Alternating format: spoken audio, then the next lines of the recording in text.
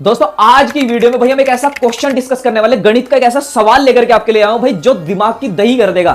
99% लोगों को लगता है इस सवाल का कोई जवाब ही नहीं है। टीचर तक मना कर देते हैं कि सर इस बात का कोई आंसर नहीं है, लेकिन आज हम आप ही की डिमांड पे आपको ऐसे टॉपिक का आंसर हम देंगे और आपको समझाएंगे आखिर उस क्वेश्चन का जवाब क्या है। जानना चाहते हैं क्वेश्चन को तो वीडियो में बने रहना लास्ट तक मेरे साथ, और चैनल पे पहली बार विजिट कर तो भैया चैनल को सब्सक्राइब जरूर कर लेना। चाहे भैया अपनी गर्लफ्रेंड फेंक के मारो, चाहे कुछ भी फेंक के मारो, मुझे नहीं पता, चैनल सब्सक्राइब हो जाने चाहिए। और वीडियो में आगे बढ़ने से पहले भैया अपने भाई का नाम जान लो। दोस्तों मेरा नाम है प्रिंस और स्वागत करता हूं आप सभी का आपके अपने YouTube channel zero to hero academy में।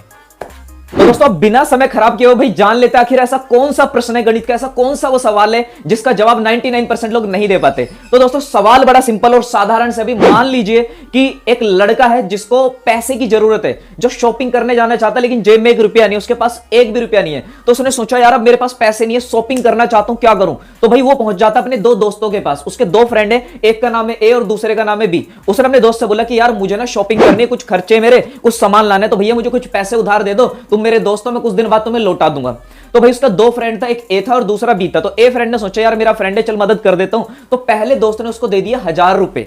उसको पहले दोस्त से मिल जाते हैं 1000 रुपए, और दूसरे वाला दोस्त भी बड़ा दरिया दिल था, उसने कहा चल भाई 500 रुपए मेरे पे तू ले जा, अपना काम कर ले, ठीक है। तो उस लड़के के पास इस तरीके से हो जाते हैं 1000 प्लस 500 दोनों मिला के हो गए 1500 रुपए। अब 1500 रुपए लेके लड़के ने सोचा यार चलो शॉपिंग का काम हो जाएगा, अब निकल लेते हैं मार्केट की तरफ। तो इस तरीके से भाई वहां से वो लड़का चला जाता मार्केट की तरफ। गाइस मार्केट पहुंचते पहुंचते उसको पता चलता है शिट यार ये क्या हुआ, 1000 रुपए तो रास्ते में निकल जाते हैं कहीं बेचारे के, 1000 रुपए खो गए।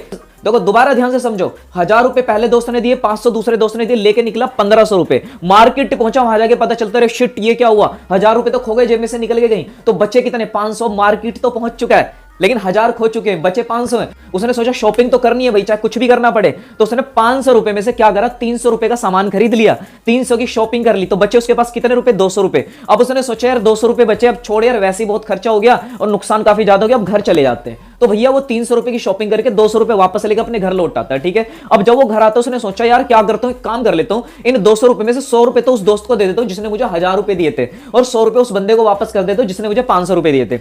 तो भाई उसने 100 रुपए तो दे दिए उसको वापस जिससे 1000 लिए थे, और 100 उसको रिटर्न कर दिए जिससे लिए थे 500 रुपए। तो इस तरीके से अगर देखा जाए तो जिससे 1000 लिए थे 100 वापस देने पे उसको अब देने उसको 900 रुपए, और जिस भाई साहब से 500 रुपए लिए थे उसको 100 देने के बाद अब उसके हमें रिटर्न करने 400 रुपए। तो उसने हिसाब लगाया कि यार मुझे अपने फ्रेंड को 100 तो मैंने दे दिए, इसको भी 100 दे दिए, इसके भी 900 वापस करने, इसके भी 400 वापस करने, 900 और 400 टोटल मिला के कितने रिटर्न करने, 1300 रुपए मुझे रिटर्न करने। अब उसने दिमाग लगाया यार 1300 तो मुझे वापस करने, और 300 रुपए की मैंने मार्केट में शॉपिंग कर ली, यार ये तो 1300 प्लस 300 ये तो 1600 रुपए हो रहे हैं, 1600। लेकिन यार मैं तो लेके 1500 रुपए निकला था मार्केट के लिए, 1500 रुपए मार्केट लेके गए, 1300 रुपए रिटर्न करने हैं, 300 की शॉपिंग करी, जोड़ के देखा अमाउंट आ रहा है 1600 रुपए। अब भाई दिमाग चकरा गया, यहाँ पे भेजा फ्राई हो गया कि 100 रुपए भाई फालतू कहां से आ गए। तो आज की इस वीडियो में हम सिर्फ ये जवाब देंगे कि ये 100 रुपए फालतू आए कहां से, जिसका जवाब ज्यादातर टीचर ये बोल देते हैं और ज्यादातर लोगों को ये लगता है कि भैया इस बात का कोई जवाब नहीं है। लेकिन आज हम आपको भाई इस वीडियो में इस सवाल का जवाब जरूर देंगे। तो चलिए दोस्तों भैया हम जान लेते हैं कि आखिर ये 100 रुपए की गड़बड़ हुई कहां से। तो भाई देखो इस सवाल का जवाब बहुत ही सिंपल है, क्या ना थोड़ा सा एनालाइज, थोड़ा समझने की जरूरत है।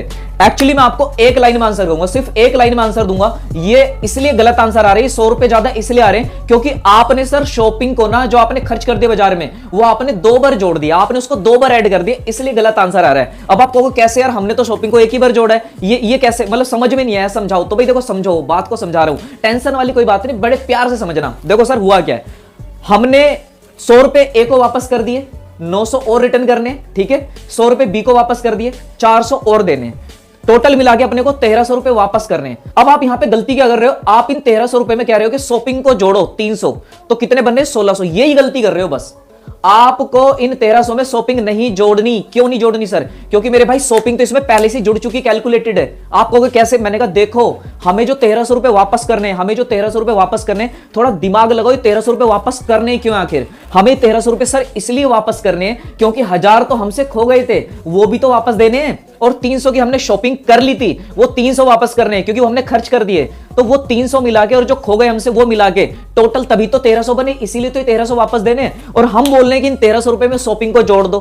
क्यों जोड़ दें सर, शॉपिंग तो इसमें पहले से ही कैलकुलेटेड है। जब हम 1300 रुपए ये बोल रहे हैं कि हमें 1300 वापस करने हैं, तो हमारे दिमाग में पता है अपने को 1300 वापस करने, अच्छा ओ इसलिए करने क्योंकि 1000 तो खो गए थे और 300 की शॉपिंग कर ली थी, तो पहले से जुड़ा हुआ है। और आप उसको दोबारा शॉपिंग को जोड़ के इसको 2 बार शॉपिंग को ऐड करके अमाउंट डिसबैलेंस कर रहे हो, तो भैया इस शॉपिंग को 2 बार नहीं जोड़ा जा सकता।